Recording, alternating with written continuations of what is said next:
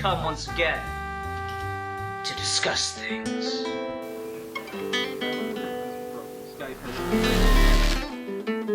Well, man up. Okay. You'll have to with it. Okay, yeah, I will. I'll man up. Alright. That was a fucking survey? Oh, this shit is crazy.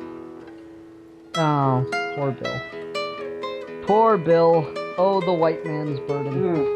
It's quite a burden to carry, my friend. We're all carrying. Okay, well, on that note, welcome to this special episode of Geeky Gentlemen, where we will be discussing Zorro. Hey. I am Sipartu. Joining me today is Zazubaar. Hello, Hello, Zazubaar. Hello, Ian. Today we're here to discuss a superhero who is non-white, does not carry the white man's burden. And, it seemed like the most opportune time, I know. did it not? It was pretty perfect how I was just made a joke about the white man's burden, and now we're going to be talking about Zorro. Well, I mean, to be fair, Zorro is, like, depending on which version of Zorro you're going to go with, he is a white guy, because Well, he's in played some by a version- white guy, yeah. No, not necessarily that. I mean, in most versions of the character, when we're going with the classic Zorro story, he's a Spanish Don, so he is white. Oh, yeah, that's true. Well, he's half Native American, though, most of the time. Yeah, I'm sure. It's just like that's one of those things. Like, technically speaking, I don't have a problem with to get ready for this, I watched the two Antonio Banderas, Antonio Just 'cause- Banderas. So, well, you'll Cousin, see can where I play Zorro now? No, go home. Go home, Anthony. No, see, where I got confused is it's the Antonio Banderas Zorro movies, but Anthony Hopkins is in one of them. And I don't have that big a problem with Anthony Hopkins playing Zorro Yeah, because he's a white guy, That's but right. I mean, it's the Spanish Zorro, not the Mexican Every one. time I tell people, like, oh, you remember when Anthony Hopkins played Zorro? They look at me like I'm a fucking idiot. Like, how did Anthony Hopkins play Zorro? I'm like, no, it happened, really. He played Diego And it was de la Vega. good! Oh, he's great in that movie. He is the perfect old Diego de la Vega. It's amazing. Especially, like, I saw that movie. That was, like, the first exposure I had to the mythos of Zorro. So then when I went back later and I read some of the comics, I saw some of the TV shows, watched some of the god-awful cartoons. I did not know there were Zorro cartoons. There's a and lot of them, and all of them are shit. I feel perfectly comfortable never watching There's any of it's shocking. There's an anime, there's a Filmation cartoon, there's a 90s cartoon that's obviously like, oh, Batman's popular, so Zorro. Really? But it's not it doesn't take the darkness of Batman and then does something with Zorro. It's like, oh, it's a cartoon with Batman in it, so then if we do a cartoon with Zorro in it, it'll be popular. Oh, that's terrible. It's pretty terrible. So Okay, but anyway, so we're going to talk about just Zorro as a character, a concept, and all that stuff. And I guess the main reason why this has been in my head is two things. About a year ago, or maybe even more now, Bill made a video talking about Zorro with a really interesting concept, but his lack of historical knowledge really fucked it up. And I was a senior in high school. History was my least favorite subject. Yeah, well, like, his lack of historical context really fucked it up, but it was still, like, a really good idea that he just applied shit to it. Wow, thanks, and Ian. then, like, then there's that, and I've been getting into Black Panther lately, and honestly, Zorro is kind of like that for the Hispanic community, that same kind of, just intrinsically awesome thing that Black Panther is. Yeah. You know what? So, yeah. I just want to know, were they both created by white guys? Probably. I think so. Because I don't, like, just thinking of ethnic super... I think Static Shock was created by a white guy. I don't mind that at all. I know, it just seems a bit, like, dishonest to me. I don't know. I wouldn't call it dishonest. I mean, they can... It's not like they they're can lying, like... understand. It's not like they're lying, like, oh, we're not white guys. No, I mean, like, I can understand that mentality of just, like, a person understanding the voice of a people and trying to create a character that represents Oh them. yeah, definitely. Absolutely. Though with Zorro, that's definitely debatable given when it was first made. True. Not that I've read Well- the early Zorro. I guess they were pulps. But there's always a precedent there for some healthy, historical racism. I'm not sure. I haven't read them myself. True, but I mean, just the concept alone triumphs through that. Oh, absolutely. It's and Zorro is one of those things that has definitely kind of become the public image of what it is now through time. Because Zorro didn't look anything like he does kind of in the public consciousness now in that early story, The Curse of Capistrano. It was like this red. He wore like this white shirt with this red one of those people who dodge the bulls. What are they called? Oh, matador. He basically looked like a matador with a red mask. And actually, I would want to I want to see them bring that costume back in some means. Like maybe make that an early costume he wears, even though it doesn't really make any sense. Especially given like the Zorro origins that have been written in the past 20 years.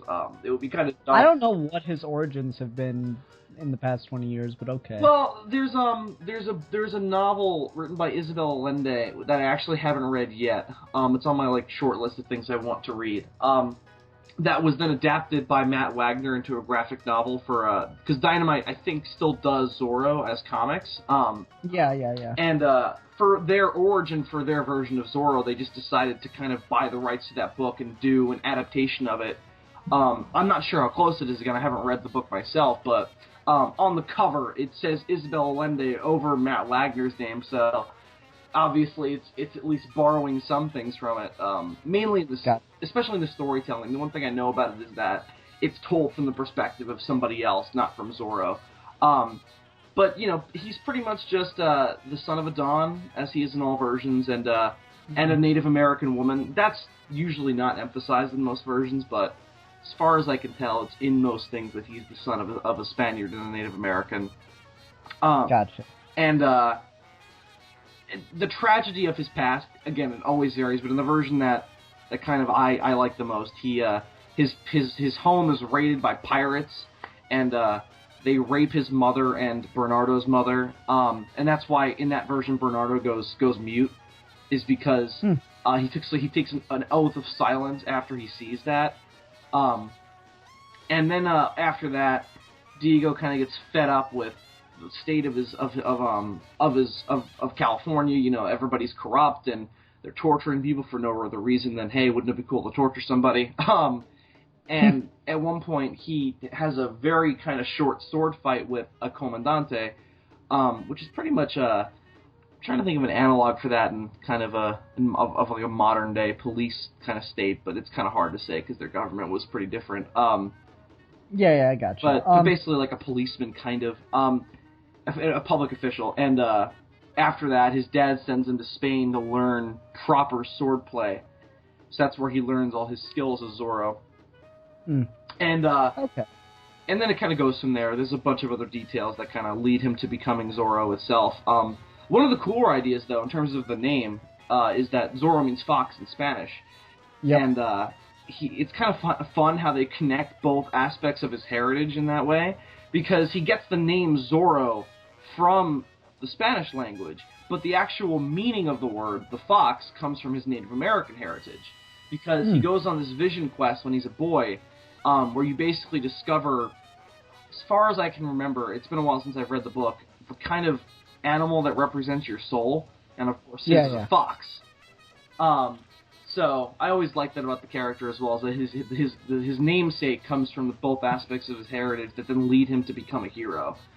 These are kind of the things that I've always found so interesting about Zorro. Is just kind of this kind of mix of heritage and this kind of need to stick up for the people. So Yeah. For me, it's just always been Mexican Batman. And it's funny that he's kind of become that over time, because Batman's technically white Zorro. Yeah, exactly. Which is always fun. Yeah. Zorro's always been like that really cool character. Rewatching the movies, I saw some of what I remembered and some of what I liked, but I don't know. There's one thing about the two movies that came out that I don't enjoy, and that it's not this is a weird complaint, because normally this would not be an okay complaint for me. Okay. his reason for fighting and everything in those movies is way too personal. Okay. Like, I always felt like Zorro should be, you know, he's in the movies they talk about him being a man of the people and everything. Right. And whether it's Anthony Hopkins or Antonio Banderas' Zorro, they're both in it for personal reasons by the end of that first movie. Right. Which is obviously the superior one. Oh, but, by a long shot. Yeah, I finished watching the other one like 10 minutes before we started this video. That movie. Well, I mean, it's not awful, but it's not good. No. No, but like his reasoning for becoming Zorro is way too personal, and I always felt that Zorro needed to be inspired just by, you know, kind of an utter shock and disdain for the way the Spanish treated the inhabitants of Mexico and California and everything. I can see that argument, but I feel like the movie addresses that because that's the reason why Diego, aside from the practical reason of being really fucking old, doesn't put the mask back on after he gets out of prison, is because he knows now that he can't be Zorro anymore because it's become personal because of what Raphael did to him. So that's why. Yeah, I get that. Part of what. Still... Well, hang on. And the other thing about Alejandro is that he wants to. He wants to become Zorro at a vengeance. He wants to learn how to kill people with a sword, good, so that way he can get revenge for his brother. But that's why Diego is really opposed to him putting on the mask at first, because he knows that he's just in it for vengeance. And it's not until, I think it's directly after the scene where they go to the mine, and he sees all the people that are enslaved, and he comes back to the cave and he tells Diego all this stuff, that Diego realizes that he's ready because he's now seen the horrible things that the people who control the country have done. Yeah, I agree. It's just his initial reasoning for becoming Zorro. And, like, you know, the satisfying moment at the end of that movie is that he gets his vengeance, and saving the people is kind of like a side, little side bonus, you know? I never liked that he stuck the sword in him, though. That always seemed a little bit too much to me. Like, I thought he could have just fallen off a cliff or something, and that would have been enough. No, I don't mind that. That first movie, though, is a movie in which death actually means death. That was great. Yeah. All the people that die in that movie stay dead. Oh, yeah. Imagine that. I know. I'll say this without as many spoilers as possible, but I just watched the Marvel Daredevil series. Oh, no. And, I just wanted to say, no, I'm saying this as a positive. We've been so desensitized to movies having death and it not meaning death, that when it does mean death, I feel like shocked and disbelief when it does, and that's what happened when I watched that show. People die and they stay dead, and their deaths mean something. And amazing. And I was just like, whoa. So yeah, it is always shocking. But in terms of the kind of the Mask of Zorro, that movie is the reason why I kind of took away that interpretation of the character of he's there as just kind of always there to fight whatever oppression is there. And anybody who is able to learn the trade of sword, whip, climbing shit, riding horses, can put on that mask and basically be the same guy as Diego was. Yeah, and that's a really great point, and I really like your pitch for kind of a Zorro legacy series. He's the character who it seems the most kind of obvious to do it with, but and there has been takes where they've kind of seeded the legacy thing, like again, another really shitty version of the character. But there's a cartoon called oh god, I think it's called Zorro Generation Z. It's God, that sounds bad. It's a Batman Beyond ripoff through and through. Oh my god, yes! It's unabashed Batman Beyond ripoff. It's Zorro in the future. He's got a laser whip and a lightsaber. He's basically got Darth Maul's lightsaber as a sword. Why would it be Darth Maul's? That makes no sense. I don't know, but it's double-sided like his is, and he's got a laser whip. And oh my god, the animation is horrible. And I've only seen the pilot as the only full episode I watched, but that was enough. He like his name is Diego, but there's like this kind of like they do the legacy thing, and his father, who I think they keep the name of the original is Alejandro, is a public kind of senator, because again it takes place in the future. and he doesn't he doesn't believe that Zorro ever existed, and Diego has been told stories by his grandfather that Zorro was like this hero of the people. And then later on in the episode, he finds this like old church where he finds all of the costumes of the old Zorros, and he realized that it was his family's legacy to don the costume and fight oppression, which is a good idea, but the cartoon shit. And the other thing... Well, see, I don't like the idea of it being a family thing. Yeah, no, I don't think it should exclusively be a De La Vega thing either, but I did like that it was kind of like a every generation needs Zorro, because there's always going to be problems with people being oppressed. It's never just going to be a light switch on and off. He's almost a character that has to be a legacy character, just given by what he's supposed to be. Yeah, I agree, and I like the idea of a legacy thing, and I don't want it to be family generational, and I also don't want it to be something that's passed down, like pupil to master kind of thing. As good as that was in Mask of Zorro, I would really like the idea of Zorro to be like this, urban legend kind of thing, and that, you just get a kid who gets fed up with oppression and everything and just decides that he's going to teach himself all of this, and he's going to be that symbol and carry it through until into whatever era he's in. And what would be really great about that is you could have it transition from Mexico, California, all the way over to Spain without a problem. Because, so like when you did your pitch, you said something, and I was like, no, you fucking idiot! What'd I say? You said, I want to have like World War II Zorro where he fights Nazis. I'm like, fuck you! We need Zorro to fight Francisco Franco. You told me this. You told me this a long time ago. I had no idea who that was. Okay, so for those that don't know history, like Bill here, who is a shining example of American education, Francisco Franco was a dictator in Spain, right before, throughout, and after World War II. He was even backed by the American government at one point, while simultaneously being helped out in the Civil War by Hitler. So, just let all that settle in you for a second, and tell me you do not see Zorro in that kind of environment where there's a Spanish Civil War and Zorro's like helping save people and shit. Oh, totally. I'm down for that, as long as he can still wear the trench coat and helmet. Yeah, trench coat and helmet's fine. I was thinking about the sword thing. I'm like, you cannot have Zorro without a sword. Yeah, and it just doesn't work. It's a problem, though, as you bring him closer and closer to the present day, because it becomes more and more impractical.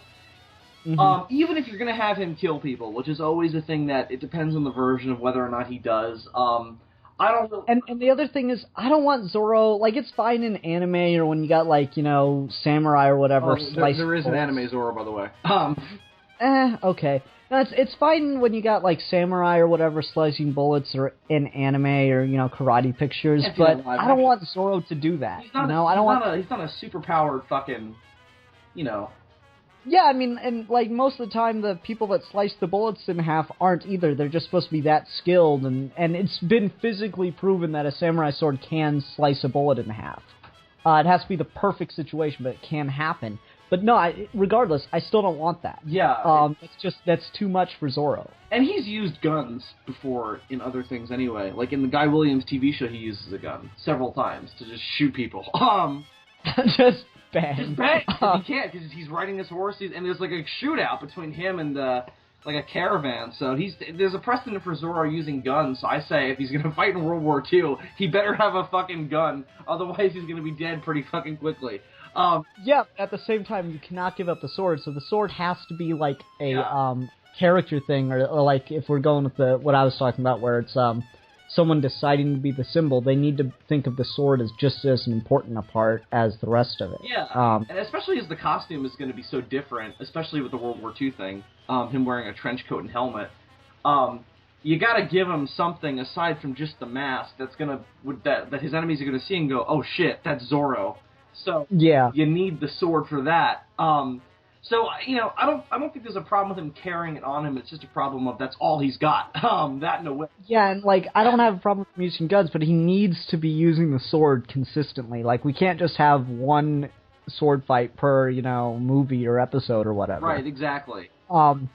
And like they do a pretty good job of working it into the Mask of Zorro movie because they make it like an honor thing where that Civil War colonel or whatever the guy is in the first one, the dude that killed his brother, like he has the gun and he has the opportunity to pull an Indiana Jones and just shoot Zorro, which would have been a very anticlimactic and depressing ending, but he throws it to the side because it's an honor thing at that point. He wants to prove that he's the best since he's been embarrassed so many times. Right. And that's also kind of the thing that you have to keep with Zorro is he's really good at making public officials look like fucking idiots. And that's one of the charming things about him is he does it really simply. He just like runs away. He uses very simple tricks to make them look like idiots. Mm-hmm. And like so just through the history thing is I feel like Zorro kind of always has to be attached to Spanish and or Mexican history, which is more what the World War II thing that's fighting Nazis. I mean, he could still be fighting Nazis. It's just got to be in Spain. At a little bit of a dick move. He's like, I'm not killing Germans. It's not my heritage. Fuck them. Fuck them. Fuck their problems. I'm fighting this motherfucker. No, I mean, he can be fighting Nazis, but I mean, the Nazis were helping Franco's forces, so it can work. He'd still be fighting the enemy. Is more of the point. Yeah, but also I just feel like you have to connect him to the history of Spain and Mexico, and it obviously all has to take place after the original Zorro in Spanish-occupied California. Right, and obviously, kind of the interesting thing is that as California becomes part of the U.S., you can then kind of use Zorro as a transitional thing. I would honestly argue that I'd be more interested in him going south of the border after California becomes a member of the United States. Going to Mexico. Going to Mexico because, I mean, instantly you want to modernize it, bring it straight to the modern day? Cartels. Oh yeah, the cartels would definitely be the place to go. Yeah, I mean, just the cartels and all the oppression that's been going on. Because, I mean, we just saw last summer all these kids from, not Mexico itself, but from South America and stuff, crossing the border because of all the just horrible gang violence that's going down in South America. Mm-hmm. I like that of him because you have no idea what I'm talking about. I have a vague notion of what that means. I'm not a fucking complete idiot. And it's funny that you're... Yes, I'll say this to sound smart, yes. I was just in San Diego last weekend, staying right on the border, so I got my first glimpse at Mexico for the first time in person.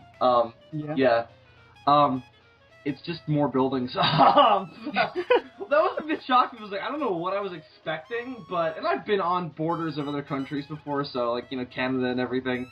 But it always it's just more buildings. It always just astounds me. Just across the border, and it's just fucking desert and cactus. Well, there is that on the other, but it's not it's not southward. It's actually eastward. And I don't know what I was expecting. I don't know, maybe some fucking mariachi bands and shit. Well, no, there were signs in Spanish and everything, but you had those in San Diego too. Yeah. Because there's a huge presence of Spanish culture in Southern California, even in LA, though not as much as San Diego. And by the way, LA is a shithole. Don't go there. Oh, good. Piss off all our viewers in LA. I don't feel bad about that. Well, damn. You don't need LA viewers. You don't want their kind fucking. I am absolutely prejudiced towards people who live in LA. Okay. Because they're city shit. Okay. Alright, Phil. Off the soapbox. Just getting real.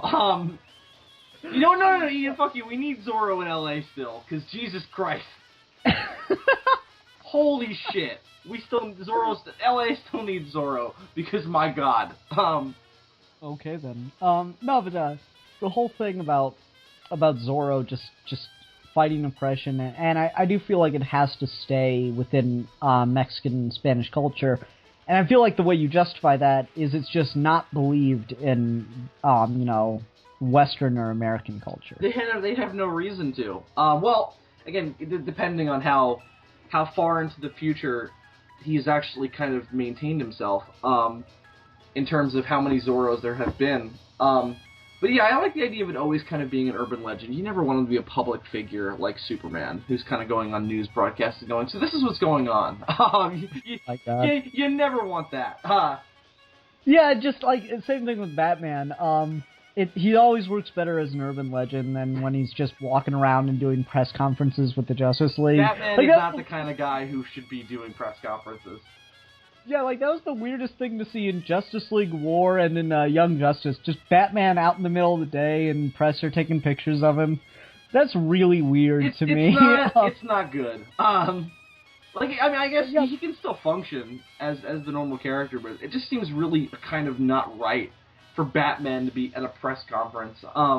Isn't that what the Bruce Wayne identity is for? So he can do that stuff. It's the same reason why Zorro has Diego, so that way he can kind of go out there and feel the society that he's trying to change so much. Yeah, I agree, and it is always interesting to see in the old TV show, because I vaguely remember episodes of that, but I do remember that he would get leads by talking to all the corrupt dons and stuff. Exactly, he would hang out with the Comandantes and drink with them. And he was always like, I'm gonna find out what's wrong with this society with Diego, and then fix it with Zorro.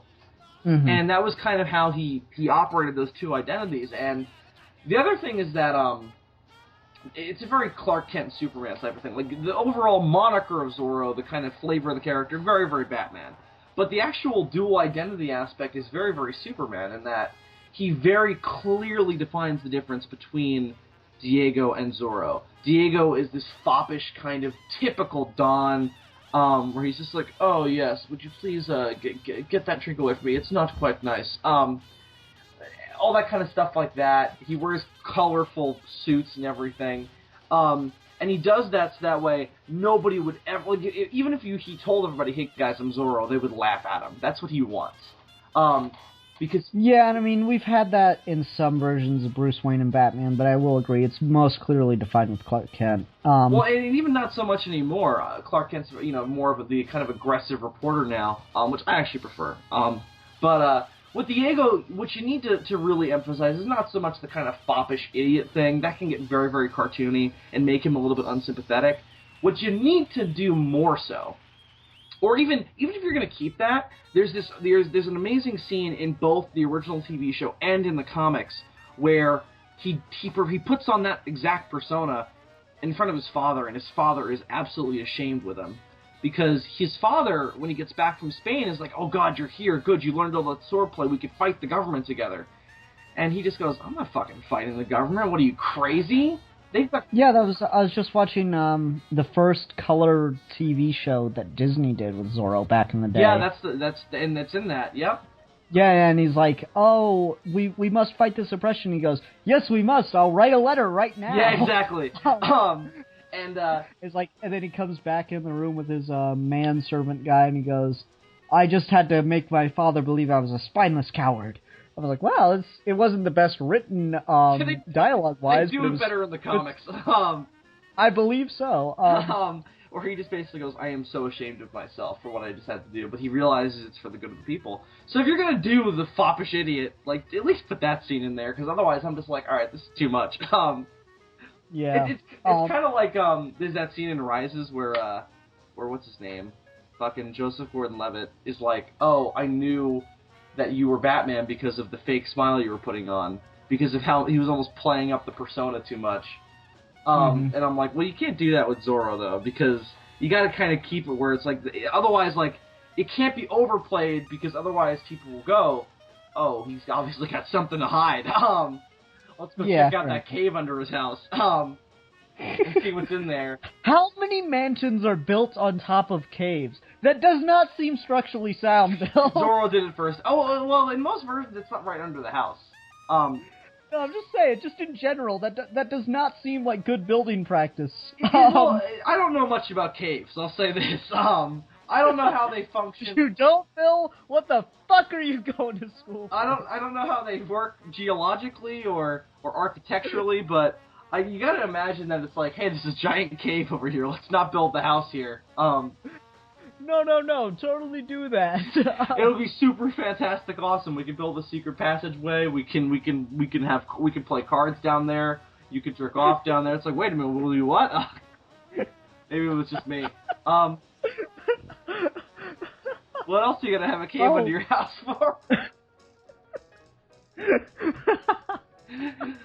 Oh man. I need a second. All right.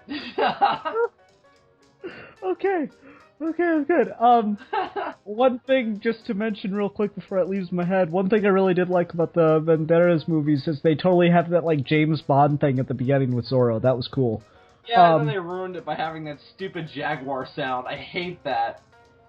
I don't even know what you're talking about. There's like that, so he cuts the Z, which is really cool, and then there's like this, like, 90s, sound of a Jaguar roaring. You don't remember this? No, So, I didn't catch that part. I would do the sound, but it would make you laugh more. I need you here to speak. But it's like that kind of Jaguar hiss, like, well, that's something like that. And then there's an explosion. I'm like, this is so 90s. Because everything did that. Everything was like, whenever there was an explosion, you would hear a Jaguar hiss. And I'm like, where the fuck did everybody get this fucking Jaguar from? Why are you doing this? Okay then, I'll keep that in mind. I'll keep an eye out. Don't fucking do that in the next Zorro thing, whatever it's gonna be. And not that they're making anything right now. There was actually a planned Zorro reboot called Zorro Reborn that was supposed to come out last year. Why do they keep making, like, everything that comes out that's supposed to be a reboot that never gets made has Reborn in the title? I don't know. Batman Reborn, Superman Reborn. Yeah. Well, the premise was, I mean, I don't know. It could have been cool, I guess, but it didn't sing to me right away. So the premise was that it's set in a post-apocalyptic future. Never heard that before. And Zorro, he becomes Zorro for vengeance and puts on the mask and goes out to fight something. I saw they did a test reel for it. They shot like a little test kind of sequence to see if they were going to finance it and greenlight it. And I saw that, and it wasn't the stupidest thing I've ever seen. But, and actually, what they did with they didn't give him a sword, though, which was the thing where I was like, really? Come on. Yeah. He's in a post-apocalyptic future. Why can't he have a sword? It would make more sense than guns at that point or whatever. Or even because more so a sword actually... in the present day, because in the present day, it's like, why is he bringing a sword to a fucking assault rifle fight? Yeah, so, like, it would work with a sword in the post-apocalyptic because you'd have to ration ammo. Exactly. Precisely. Like, what's that? Is it from Walking Dead? No, wait. What was that one zombie movie where the guy's like, guns work better than machetes, and he goes, "This doesn't run out of bullets." Yeah, I remember that from something. I don't remember what it was from though. Yeah, just that mentality. Absolutely, it makes way more sense to use a sword in the post-apocalypse because you're not going to have readily available ammunition, at least for the most part. But they didn't give him a sword. They gave him a whip like this. I think it was a laser whip, if I'm remembering correctly. I saw it a long time ago. But he had a whip. How would that even work? I don't know, Ian. Especially since it's not that futuristic. It's like 40 years maybe into the future. No, just in general, how would a laser whip function? Because it's a laser, so like lasers cut through things. Yeah, I don't know. How does I don't know. Like an electrified whip makes much more sense. Maybe that's what it was, because it wasn't like it was it was like a physical thing, but it had something at the end of it that like blew through walls, and I couldn't remember what it was though. So I don't know if it was a laser tip or if it was just like fucking a magic whip that just blew shit up when it touched it. Like a Power Rangers whip. I don't know. Okay. But it wasn't the worst thing ever. But it just didn't have the Zorro flair to me. He wasn't doing it to fight oppression. He was doing it because he was like, "Fuck you, vaguely gang-like post-apocalyptic people with a building." Yeah. And the costume was it was pretty much just a black, like it kind of looked like the costume in the new Daredevil show was like a black suit with a mask, and that was it. No, you need the cape. I like or as or much a coat, as I like your or a coat. Yeah, you need a cape. You need like a frilly thing. Something that bellows in the wind, as it were. Yeah, exactly. You need that. You need the sword, obviously. The whip, I can take or leave depending on whether or not you're actually gonna have him use it. Yeah, I can. And then the other whip thing isn't that's like, necessary. It depends. yeah, I mean, obviously the mask, and then the only other thing that I'm kind of like, on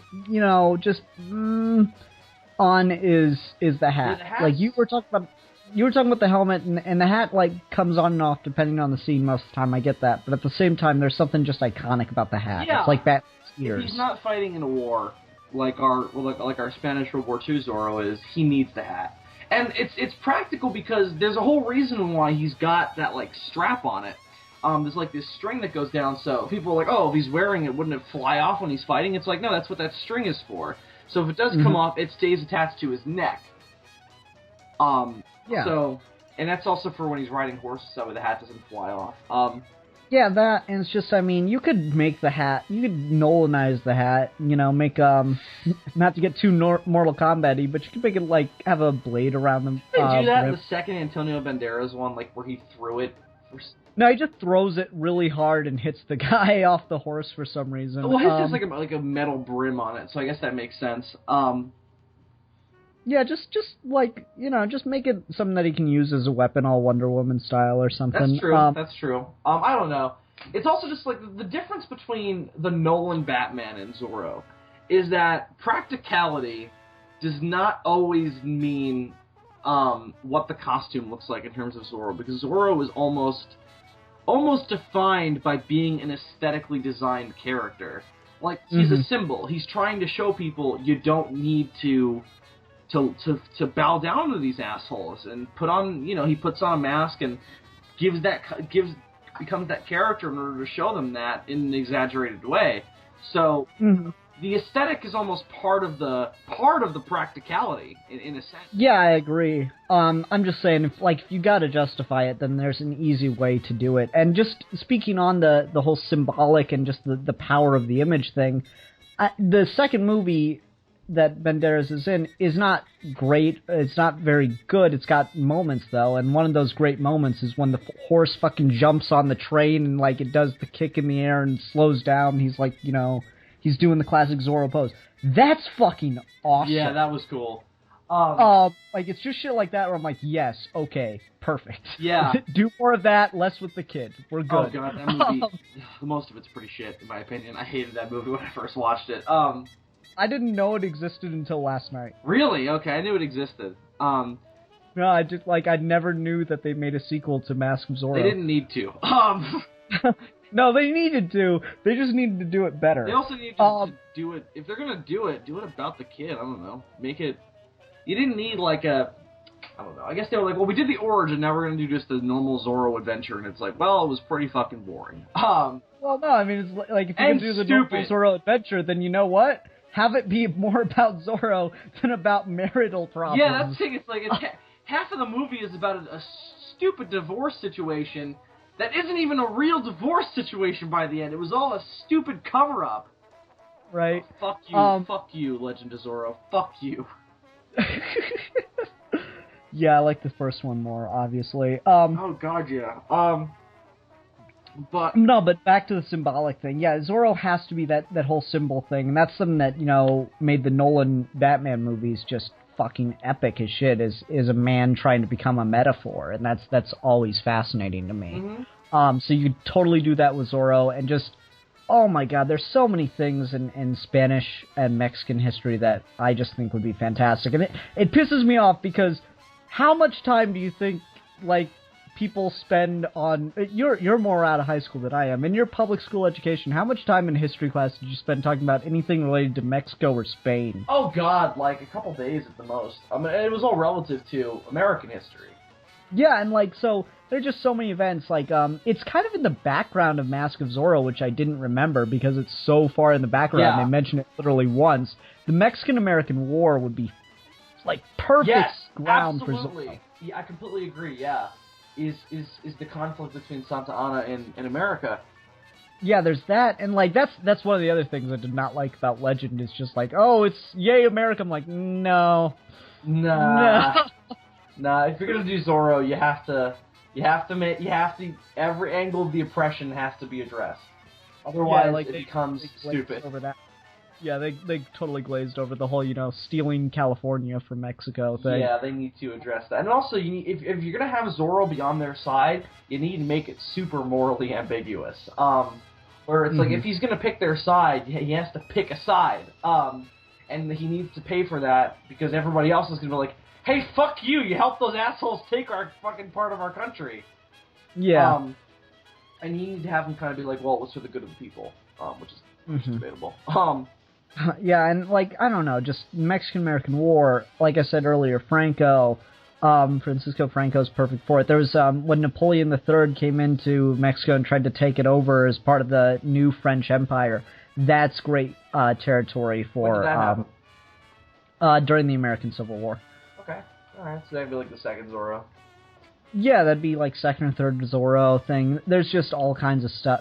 Like, I'd say third, because you need the first Zorro to be there to kick Spain out of Mexico. That's the classic function of Zorro is to fight off the Spanish. So you need the first Zorro to like the way I would want to do it is I would want to have Don de la Vega just get like completely fed up with the way he sees the Spanish treating the local inhabitants. You could do like his mother's secretly an Indian kind of thing. Right. That'd be really interesting. Just get fed up with it and decide to help fight for the people and kick Spain out. And then you could go, next Zorro deals with the Mexican-American War, and then you can go next Zorro deals with Napoleon III. Then you can go to you can hop over to Spain, which is, you have a fairly large gap there. Unless you really want to do something with the Spanish-American War or the situations in Cuba. I don't know about that though. Yeah. Well, you have to. Yeah, I don't know. I don't know. Like, I don't know if it needs to be every generation. Like, you can have some time that gets skipped over. Yeah, he doesn't have to always find the oppression. Yeah, and like, you can skip over some time until you get to the modern day after World War II. And dealing with the cartels, like I said earlier, would be great. Or dealing with oppression in. I also want a 70s. I want like a 50s, 60s, 70s Zorro. Just so we can do that like right. that 60s like flair to him. Like have him involved in the counterculture or something. That'd be fun. Like a civil rights era. Exactly. Yeah. Exactly. And in my pitch, I was like, that's the Zorro who dies in a mass shooting or whatever, and there's no Zorro for a while because of that. Yeah, that'd be cool. Because the whole thing was, I was thinking was like, well, what if the whole kind of family mantra was, well, we don't need Zorro anymore. The time has passed. It's not really something that functions in the present day. And then later on, you have somebody who comes in and is like, no, fuck you. We still need that guy. So yeah, like I guess the way to bring him into the modern age and counter the guns thing is he needs to be really, really smart about who he points the sword at. Legend had that a little bit where like he'd go straight for the leader with the sword, sneak up on him, point the sword at him, everyone else drops their guns. Exactly. Yeah. He needs to be very strategic, and he always has been, but that needs to be played up a lot more in the present day. Yeah.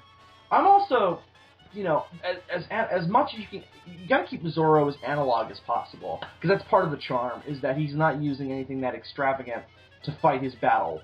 So he can't really have gadgets like Batman does. That would be stupid. Yeah, I have to agree with you. As rich as Diego is, and if you're gonna make a rich Zorro in the future, whatever, it doesn't matter. As long as you don't give him gadgets. If he's gonna have a cell phone on him, fine, whatever. You can buy that at a fucking 7-Eleven nowadays. But he needs to be using very simple tricks in order to fight his war, so to speak. Yeah, and I don't know how far you could take. I'd say no gadgets outside of something that you could actually buy either at a store or online. You don't want him sending out mass orders to foreign Chinese companies to get extravagant fucking weaponry like Batman does. Yeah, like you can buy like a cell phone signal jammer or something online like that. Yeah, exactly. You can buy like GPS tracking would be helpful. Yeah, just little stuff like that is fine. And the but motorcycle, nothing on the motorcycle, just a motorcycle. Let me say this: nothing on the motorcycle that doesn't look like it's jerry-rigged. Like I don't want like a fancy futuristic bike. I want like he's got a chain. He's got like a ball and chain that he can just throw off the back of it to fuck up somebody's car. Yeah, that's fine. But yeah, nothing... Maybe something to put the sword in when he's driving. Like, that would be fine. Obviously, he might have to change... If he's going to have a cape, he would have to kind of change it a little bit just so the cape doesn't get caught in the fucking tires. I don't know, if you go all Black Panther animated series with that and just have the cape like flowing out the back, really cool, like that'd be pretty fucking awesome. Well, in Dark Knight, they had this debate of what they were going to do with the cape when he was on the Batpod, and this is before they actually built the Batpod. And Nolan was like they were designing all this weird shit to have the cape fold into the back of the costume, because they couldn't figure out how they were going to do it without killing somebody. And then they were like, all right, you know what? We've got the motorcycle, let's just see what happens. So they put a stunt guy in the bat suit, put him on the motorcycle, and it was fine. Every time it started up, the cape was flowing. Yeah. So as long as it's like practically like there's never going to be a moment where the cape could possibly get caught up in the wheel, then it's fine. Yeah. But I almost think the more customized and like kind of low tech the motorcycle looks, the kind of more it would work with the kind of flair of Zorro, because the whole costume in the comics, in Matt Wagner's comics, is designed to be like he wanted it to look like a peasant could wear it, and it would look and it could be practically worn by a peasant. So like very simple shirt, kind of just the mask is literally just like a cloth just cut holes in and tied around his head. And the cloak is just like a normal, like a rain cloak or whatever it is. So you just gotta kind of keep it very, very low tech and very, very inexpensive. So that way he kind of stays as the hero of the people. Mm-hmm. And it'd be fun, like, if the myth of Zorro was like a big thing, and so that like our modern day cartels were like, oh shit, are we these fucks now? God damn. Yeah, if they really like, maybe if like maybe the cartel guy, and this is from me watching the recent Daredevil show, maybe the cartel guy thinks that he's the good guy in a certain respect. Like using that crime and corruption to try and control the chaos that sweeps his country. Something like that, because that's what they do with the Kingpin of the new Daredevil show, which I found really fascinating. Is doing this what could be a cliched mob boss and making him think he's the good guy. Awesome. What would be a great scene to do is, reference Scarface. Just like, I'm Tony Montana.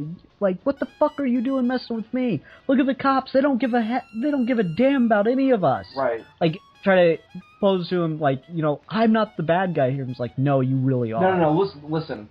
You have kids in big metal containers being shipped around. Fuck you. You are the bad guy. I don't care what you say. Your motives don't matter. You don't matter. Your actions matter. Because that's what Zorro is really about. I can't believe I'm taking a quote from Megaforce here, but it's D is not words. It's all about action, not not necessarily what your motives are. Also, depending on the scene, as quiet and as action oriented as Zorro is, kind of the better. And you don't want him to be like Deadpool, where he's just constantly talking. Like I like him cracking a joke every now and then. Like him kind of fucking around with his enemies because he does talk is definitely something that you can play with. But you don't want him to fucking be like Spider-Man, where he's constantly cracking jokes to fuck around with his enemies. No, just like every so often he's got to get a good quip in there. But like how he shows off and makes his enemies look like idiots is, one of the things I liked about both of the Banderas movies is when he like beats someone, they look like a fucking like Three Stooge, Yeah, exactly. They look like he threw that one dude into the cactuses and he came up and was like, oh! Like that's the kind of shit you do. Exactly. Or like before he became Zorro, when they tied up all the guards exactly. naked around the cactuses, Right. and they're like all facing it like, ah! Right. I also like this idea on that point of the Z's being carved into his enemies, where that mark is always with them. They can never get it off. It's never gonna fully heal. It's always gonna be a like scar. the Brad Pitt and Inglourious Bastards kind of mentality. Yeah, and I wonder if that was a reference to Zorro. Pop. But There we go, Tarantino. You want to do a superhero movie? Zorro counts. let's do a superhero movie. Well, he says he wants to, but he doesn't want to because fans would never like it. Zorro would work though. Yeah, because I mean, there's not like I don't think anyone has their Zorro. You know, there's been the character's been around so long, but always kind of in the background of everything. Yeah, the other thing is like the changes are strictly kind of based on the time. So if he's going to set him in the present day or in the 1970s, or if he's going to go back and do one where it's more Django Unchained times, and we know that Tarantino knows Zorro because he crossed it over with Django Unchained. Yeah, there was that comic that came which out. I haven't read yet, but I am dying to. I got to get a hold of that. That looks great. The only thing that kind of made me tilt my head was, why is Diego so old? I don't know. Not timeline-wise, but like, why would you write it that way? Like, why wouldn't you have Diego as Zorro team up with Django? Like, why would you make that decision? Well, Django... When does Django take place? Well... Do you know? Oh, that's a good question. Because that could be the big difference there is, like, if you want it to be Don Diego, then you've got to do it in... that's true. Then the time has to line up correctly, and I'm pretty sure they straight say the time in Django. They give an exact date when he starts. Remember. Yeah, that's probably why. But even just, like, do the second Zorro or whatever, it just seemed like a weird choice to me. To make him so old. It's set... As long as you can still do Zorro stuff. It's set 2 years before the Civil War. Yeah, see, that's early why. 1860s. Yeah, so Diego would be very fucking old by that point. Right, definitely. And I think I read a synopsis where it said, like, he gives Django the opportunity to become Zorro. Oh, neat. So I think he puts on the costume at one point. That would be cool. So weird because that seemed like such a fan thing that everybody wanted. Was like, oh, wouldn't it be cool if Django, like, teamed up with Zorro? And then they fucking did it. That's awesome. Well, why the fuck not? Yeah, absolutely. I want a Zorro Black Panther crossover. Goddamn. Oh, that'd be awesome. That would be awesome. I'm wondering how long we have to wait until Zorro's in the public domain. There are a lot of things that have Zorro's name on it that are in the public domain. Like the Mark of Zorro movie is in the public domain. And I think all the serials are public domain as well, and most of those are horrible too. Well, that sucks. But I think the serials are in the public domain. I haven't seen the second Zorro one, the second Zorro serial, but I didn't like the costume, so fuck that one. When was Zorro created? Let's figure out. 1919. Okay, so yeah, a couple years. But my question has always been with that kind of copyright, is the original, like with the whole Frankenstein thing, is it just the original story that becomes public domain, or is it the character? Because with Frankenstein, it's the story, but with Dracula, it's the character. It'll depend on how savvy the studios want to be with their lawyers. Because Zorro Productions is very, very savvy with that, because there was somebody recently who tried to make a Zorro thing that was, because they thought Zorro was public domain, and they got their asses sued. There's a studio called Zorro Productions that is all about making Zorro stuff. Interesting. They're the ones who signed off on the Antonio Banderas movies. Well, I mean, tell them to get off their asses. It's been like 10 years since we've had a major Zorro property come out. They tried, and they were like, let's do it in post-apocalypse, and no, just fucking do it in modern day. Like, there's all this shit going down with immigration as a huge debate. It's like prime territory to make your fucking modern day Zorro movie. Absolutely. There is definitely a precedent that we need to see Zorro again. What the shit is going on, people? I don't know why they're like, oh, it won't make money. It's like, dude, superhero movies are they're everything right now. Or even if you're not going to do it as a movie, if you're going to do it as like a fucking TV show, which could also be really cool. Oh, I'd love to see a Zorro TV then show. it's like, listen, this, like, Arrow and now the Daredevil series is really popular. It's like there is definitely a desire for a gritty vigilante show right now. So you will make money and it will be successful. It all depends on how you do it. Oh man, Zorro's just such a cool character. There's just something, it's just got that intrinsic coolness of this, minority character thing. And that's the other thing, is like, he can be played by a white dude if you do the original Spanish version. But otherwise, it has to be a Mexican guy in my mind. I think it should be anyway. Just like, get an attractive young Mexican guy, put him in a costume, and there you go, you got Zorro. Well, no, like I said, you can do a white guy if you do original Spanish Don, but otherwise, it has to be a Mexican guy, Like, people always make that argument, oh, race doesn't really matter when you're casting characters as long as they give a good performance. No, because you can't have a white guy play Black Panther. That would be really... Donald Glover, that's his name, right? The comedian. Yeah. He did this bit he has a stand-up special on Netflix I watched. He did this bit about how there was like this rumor for a little while that he might play Spider-Man in The Amazing Spider-Man. And he did this bit about like how people were really upset about it. And he mentioned this comment like, oh, somebody said like, well, would you want a white guy play Shaft? Like, well, let's cast Michael Cera as Shaft. And he was like, hell yes, I would see that in a heartbeat. Fuck yes, let's see Michael Cera as Shaft. Oh my god, yes. That movie would be amazing. So I don't give a shit about Shaft. Go ahead, cast the white guy as Shaft. I'm quoting him with that. I would tilt my head up to cast the white guy as Shaft. It's a good idea. I could think. I mean, there was a joke that Tarantino made a little while ago about how he thought like he was like, oh, Django's wife's last name is Shaft, and Django doesn't have a last name. So what if their great-great-grandson, his last name was Shaft? Oh, what could that mean? So not only does Django team up with Zorro, but he's also the ancestor of Shaft. So awesome. So Django is officially the coolest character ever. Oh, cool. A Shaft Zorro crossover could also be cool if you're gonna do it in like the 1970s. Yeah, there you go. There's your civil rights crossover. Exactly. And so I guess the thing is, do we want to only see this in comics, or would you like to see it on all these like different versions of the character? Oh no, I would. With this whole Blades of Zorro idea I pitched in that original video, that was supposed to be a TV show.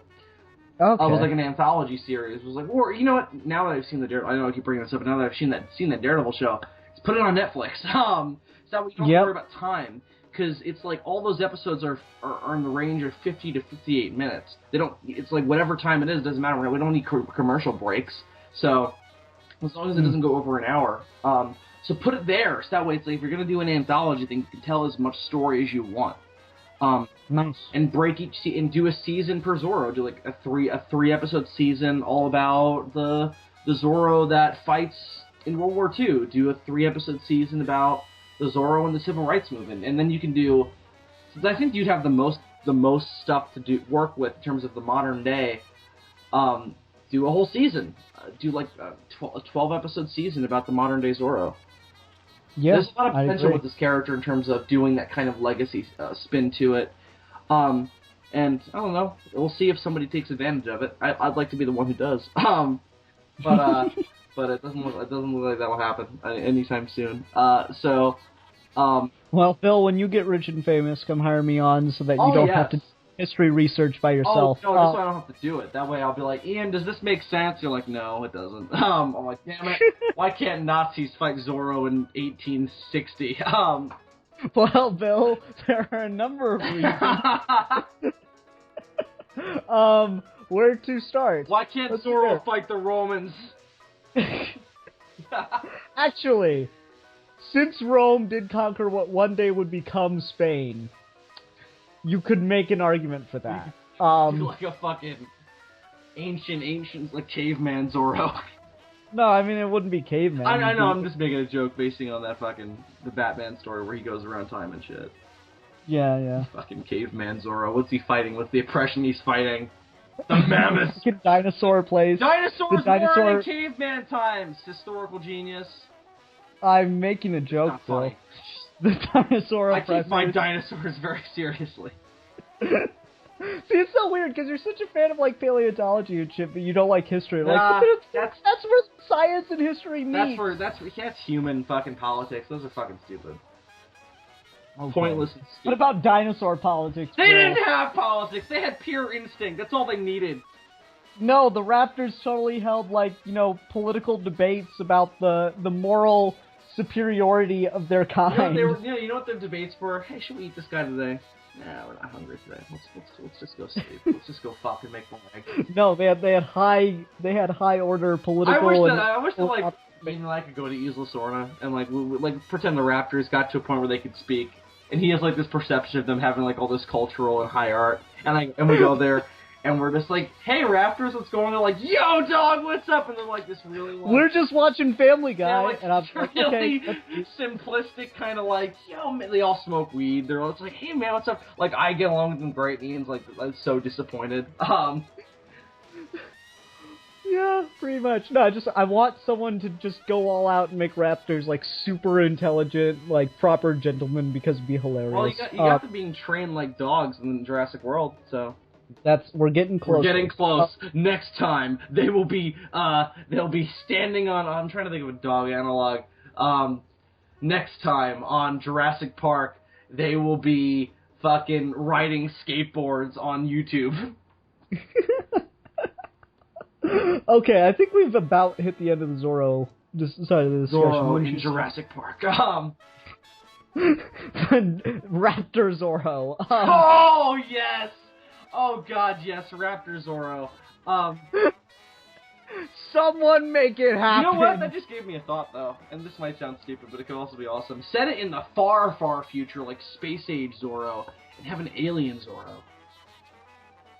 That'd be different, I guess. I'm trying to see if there's an image of Raptor Zorro. I highly doubt it. On Google Images. You're gonna have to get Milan to draw it for you. No, I don't see anything. I'm disappointed. Oh, woe is me. Oh, man.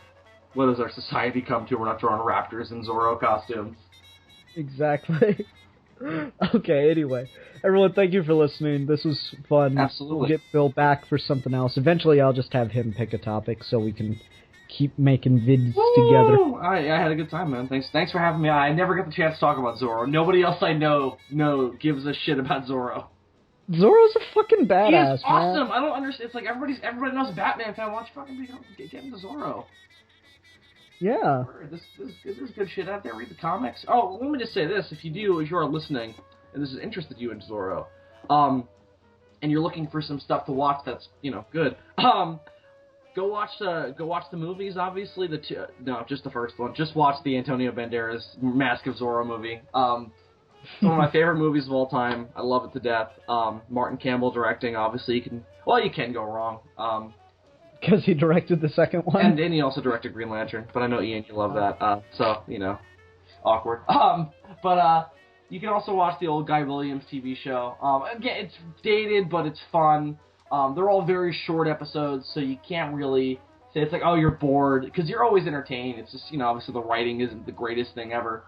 And then of course, there's the Isabel Allende novel, and now there's the, I don't know how much longer Dynamite's going to have the rights to Zorro, but I hope it's for a little while longer, because most of the stuff... Does Dynamite release trades? Oh, yeah, I have all the Zorro stuff I have is in trades. Okay, I'll have to go buy some of their trades of Zorro stuff. The first two volumes are quite good. They do have problems. The editing is, off.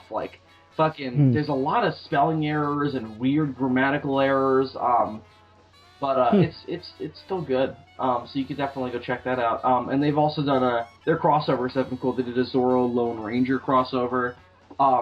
There's a female Zorro in their comics. I haven't read that. I don't know what the hell that's about, but definitely interesting. Yeah, there's definitely a lot you can go to. There's a lot of bad, but there's a lot of good. Okay. Don't watch the anime. The anime sucks dick. It made Zorro blonde. Fuck them. Oh yeah, fuck that immediately. Okay. Anyway. Everyone, thank you for listening. Until next time, I'm the Philosopher. I'm the Fanatic. And we are your geeky gentlemen, and we will be discussing things.